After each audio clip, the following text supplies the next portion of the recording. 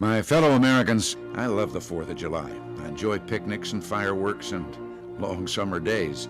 And I get excited with the thought that millions of our people all across our great country will, on this 4th of July weekend, join together in thinking about freedom and the men and women who sacrificed to make it our inheritance. It's easy to forget just what a revolution these Americans made. It's easy to forget how they amazed the world and how many hopes they raised. President George Washington, in the very first inaugural address, warned Americans that they had a new responsibility.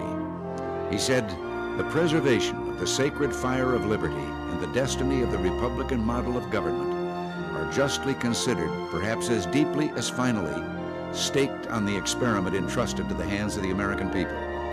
Now, you may not think of yourself or our democracy as an experiment, but look around. All over the world, millions and millions of people still live under tyranny. Their leaders claim that they're the wave of the future, that history is on their side, and yet their people look to us for hope.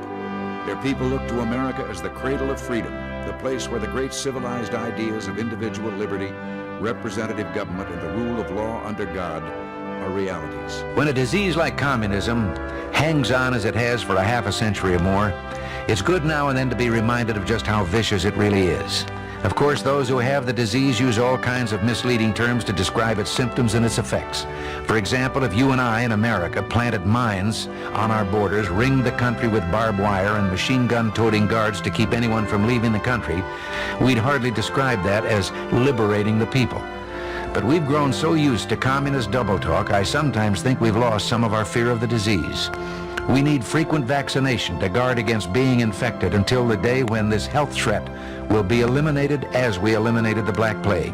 In the days ahead, only the very courageous will be able to take the hard and unpopular decisions necessary for our survival in the struggle with a powerful enemy.